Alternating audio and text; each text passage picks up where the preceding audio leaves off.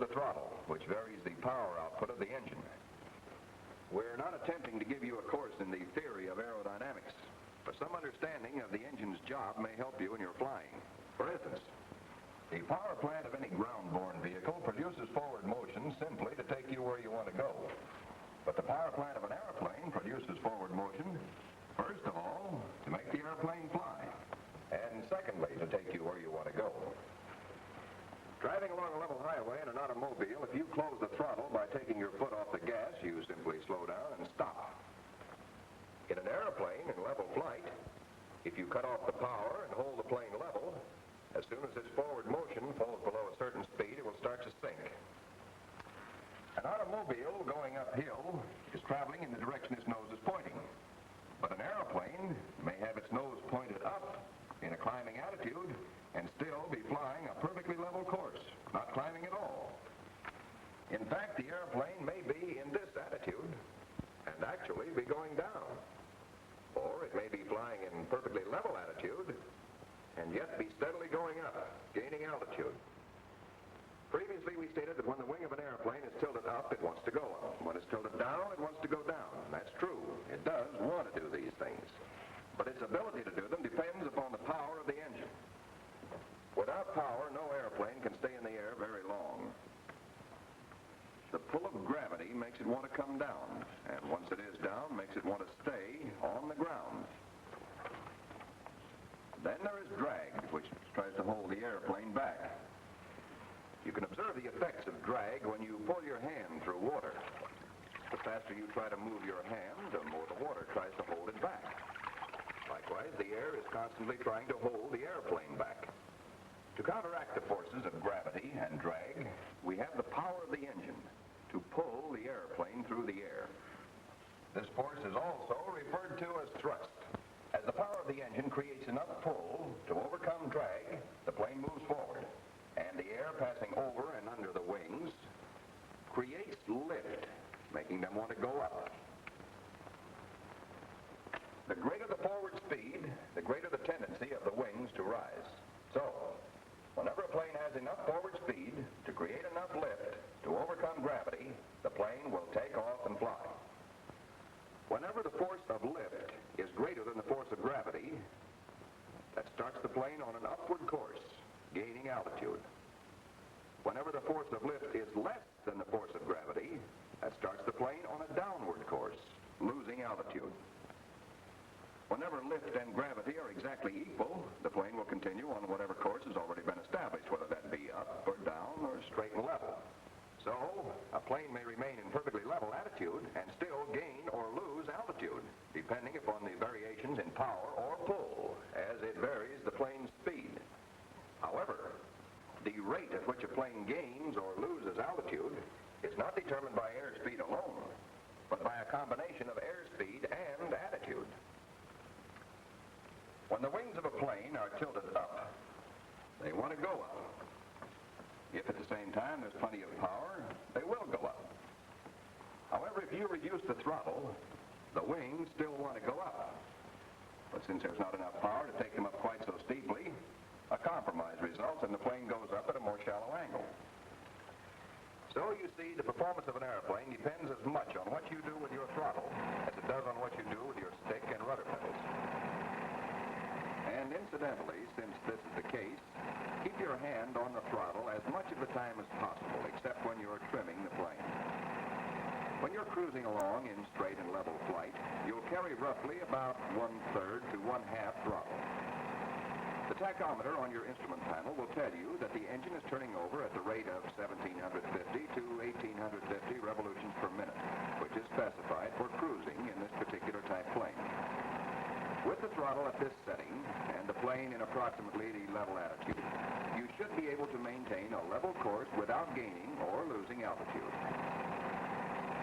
Now open the throttle to about the 3/4 position and at the same time ease your nose up to about here. This is the climbing attitude for this particular plane. In this attitude, the plane will travel upward at about this angle. Let's say that in this correct or most efficient climbing attitude, the plane would gain this much altitude in 10 seconds time. If you pull the nose up any higher, say to about here, you'd decrease your airspeed, and although you might be climbing at a slightly steeper angle, you'd gain altitude more slowly. In 10 seconds, you'd be about here instead of here. If you drop the nose below the correct climbing attitude, say to about here, you would travel upward at this angle. Again, you would gain altitude more slowly. So the correct climbing attitude is that attitude in which you will gain altitude the fastest at the established climbing throttle setting. But keeping the plane in the climbing attitude is hard work. The stick keeps wanting to go forward because the nose doesn't want to stay up there. So once you have the nose in the desired position, trim the plane until all pressure is off the stick, making it easy to keep the nose where you want it. Now take a good look at the position of the nose in relation to the horizon. And notice the distance of the top wing and the broomsticks or spreaders above the horizon. Another cue to the correct climbing attitude is the sound of the engine. It's working harder than it did in level flight, but it still sounds all right.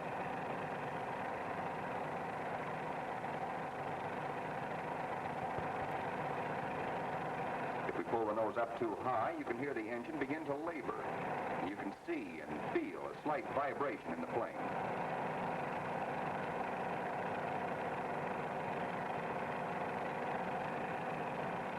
We let the nose sink below the correct climbing attitude, the engine will speed up. It takes a little time to speed up or slow down as the attitude changes.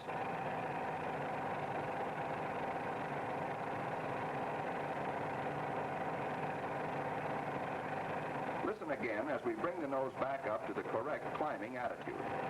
And notice that the sound of the engine changes rather slowly. Ready to bring the plane back to level flight, we first ease the nose back down to the level attitude. Then a few seconds later, after the speed has had a chance to pick up a little, we bring the throttle back to the setting for cruising and trim the plane for straight and level flight. Next, let's find out about the glide.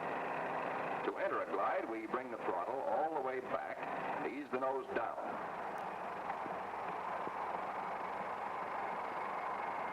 To about this attitude, trimming the plane for the glide as soon as we have the nose where we want it.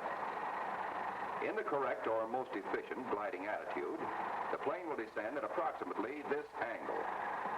Suppose, for example, that we were attempting to glide into a field here from this point. Under normal wind conditions, let us say the correct gliding angle would put us comfortably within the limits of the field. But if we were to shallow out the glide, bringing the nose up, let us say to about here, we would reduce our forward speed, cutting down the lift, and we would come down at this angle. Instead of stretching the glide, bringing the nose up would shorten it. Chances are we'd undershoot the field, coming down about here.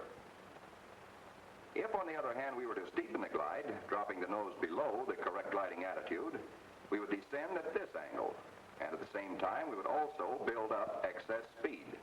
We would again run the risk of undershooting. So the correct gliding attitude is that attitude in which the plane will glide the furthest. So you see how important it is to get acquainted with the correct gliding angle. Notice the position of the nose below the horizon, and the top wing, which is down much closer to the horizon. That's about the way the glide looks. Here's how it sounds. If the nose wanders up out of the gliding attitude, the sound quiets down. This looks wrong for the glide and sounds wrong. So bring the nose back down again to the correct attitude. If the nose gets down too low for the gliding attitude, you get a higher pitched hum in the rigging.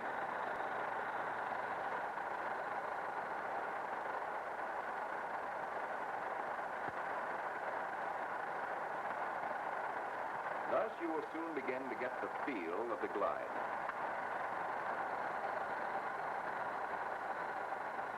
But at this point, there are a couple of other things we need to know about the behavior of the airplane. Let's do some experimenting. First, seeing to it that our plane is trimmed up for straight and level flight. Some planes, as we have pointed out previously, can also be flown straight and level at cruising speed with feet off the rudder pedals. Such planes we speak of as being well rigged. Now let us once more simultaneously add throttle and ease the nose up smoothly into the climbing attitude.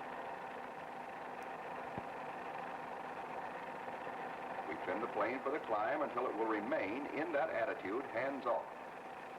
But now if we take our feet off the rudder pedals, the nose swings off or yaws to the left.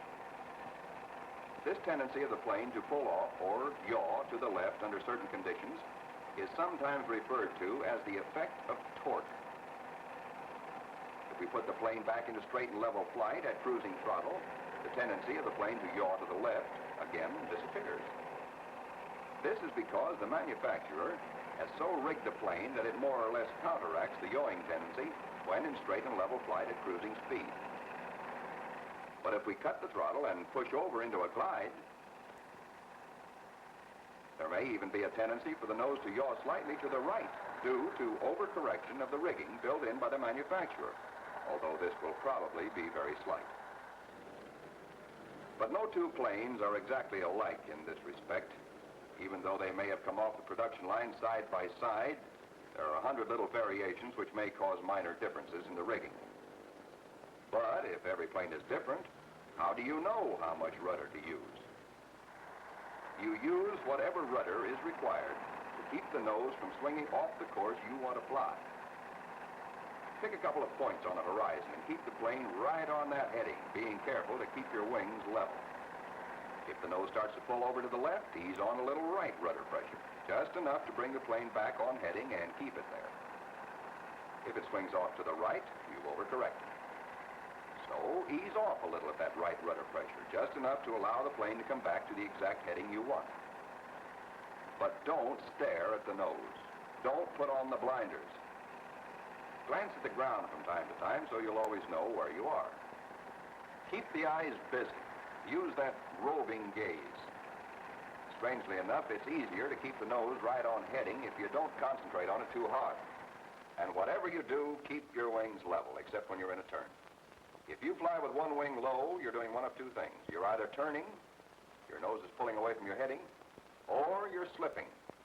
You're not in balanced flight, so always be conscious of the attitude of your wings. Now, the next fundamental maneuver in the syllabus is the gliding turn. Starting from the gliding attitude, you simultaneously apply aileron and rudder. Then, once the turn is started, hold the degree of bank you've established using opposite aileron if necessary, and relax whatever rudder pressure you added to start the turn. When you're ready to recover, apply opposite aileron and rudder in such a way that the nose stops moving at the same instant the wings reach the level attitude. Let's try another one.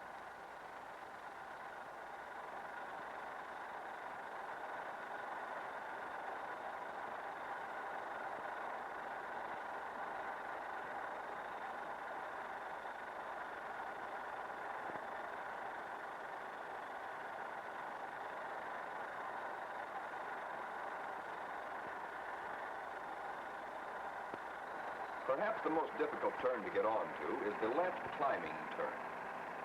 In a straight climb, we've seen that you usually have to carry a good deal of right rudder to keep the nose on heading.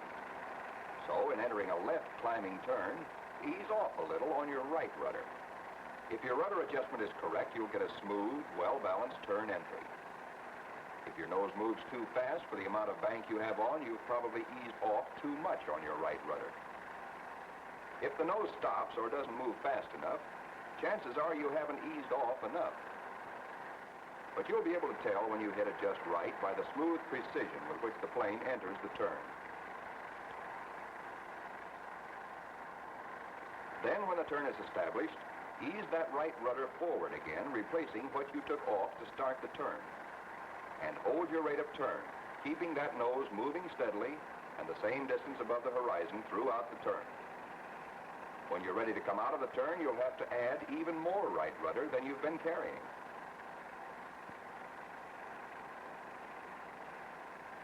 In entering a right climbing turn, you begin with whatever right rudder you've been carrying in a straight climb, adding to this as much more right rudder as you need to start the turn.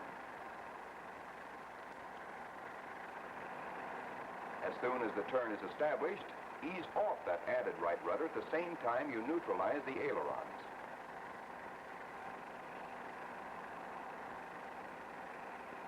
In recovering from the turn, instead of adding left rudder, simply ease off a little more on the right rudder. If you have trouble, experiment gently with your rudder pedals until the turn looks right and feels right.